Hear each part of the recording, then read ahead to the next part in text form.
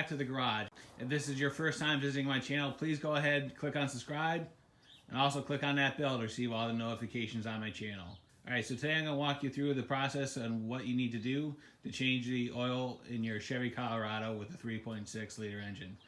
This will pretty much apply to the 2015 and up G3. So 2015, 16, 17, 18, 19, 20, and 21. It's pretty straightforward, just a couple hand tools and some minimal supplies. So with that being said, let's get to it. Alright, so as far as changing the oil, this is what you're going to need. You're going to need 6 quarts of oil, a filter, a 15 millimeter socket for the drain plug, and a 24 millimeter socket for the oil filter housing. And you're going to need it on some type of either a wobble or an extension just because of the access of it. So just a couple of hand tools. You really don't even need to jack up the truck. Everything you can get to on the ground. The only thing that you'll need that's kind of out of the ordinary is a step ladder, because where the oil filter is on the driver's side of the engine, it's a little bit buried down there, and you really can't see it until you're kind of elevated over the fender. Unless you're tall, you may not have that issue, but if you're an average height, you'll need a step ladder to get yourself over the fender and to see the oil filter housing. But essentially that's it. So why don't we get to work and let's get this done. Alright, so once you confirm you have all your supplies and your tools, go ahead and open up the hood. Usually the first thing I do whenever I'm changing oil on any vehicle, I'll do 2 things. I'll remove the fill cap from the valve cover, and then the other thing I'll do is I'll pull the dipstick, and essentially what that does is it vents the crankcase. It allows the oil to flow out of the engine a little bit faster and easier. So now that we've done those 2 steps, we're going to get underneath the truck and we're going to drain the oil out of the engine.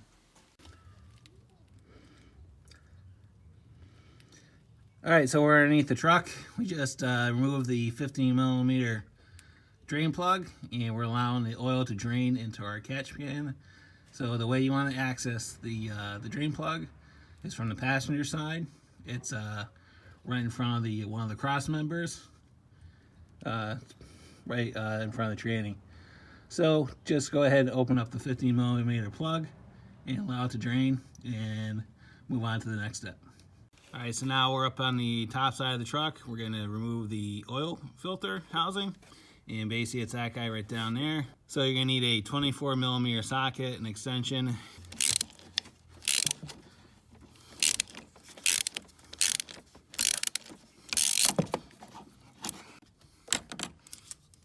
so now just reach down there and grab it, pull it out.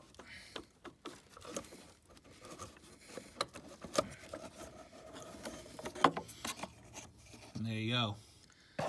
Alright, so now you're going to put in your new filter, and don't forget the O-ring that's included in the kit. And you're just going to reach down there, and you're going to put it in there, screw it into the housing. So now that you have it threaded in, all you're going to do is take your 24 millimeter socket and tighten it up. Again, all you're going to really do is snug it up. It doesn't have to be excessively tight. And essentially you're going to tighten it till it stops, and that's it. So at this point we have the filter changed, the oil's changed, now we have to fill it. Alright, so as far as the oil I'm using Mobil 1 full synthetic.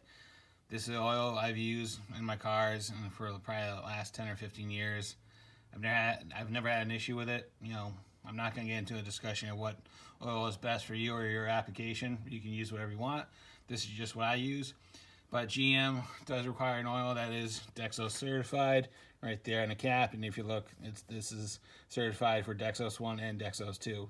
So this is 5W30. It does use 6 quarts. So why don't we go ahead and fill it. So before you fill it, you know, check your funnel, make sure it's clean, there's no junk in it. And if you want to prevent burping of the bottle, just pour it on its side.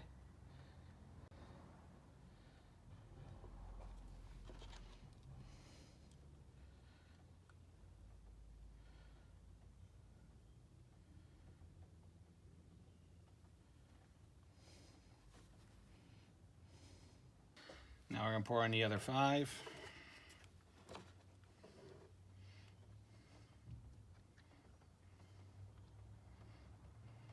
Once you filled it, go ahead and put the cap back on. All right, so just pull the dipstick. Check your level. Check your level. You want to make sure it's right there, and we are good. All right, so go ahead and reinsert the dipstick.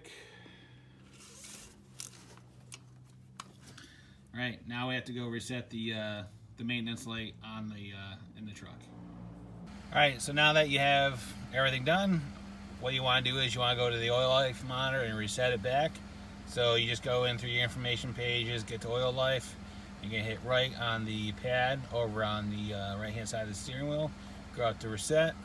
Go out to reset. Hit OK. Sure you want to reset. Hit yes.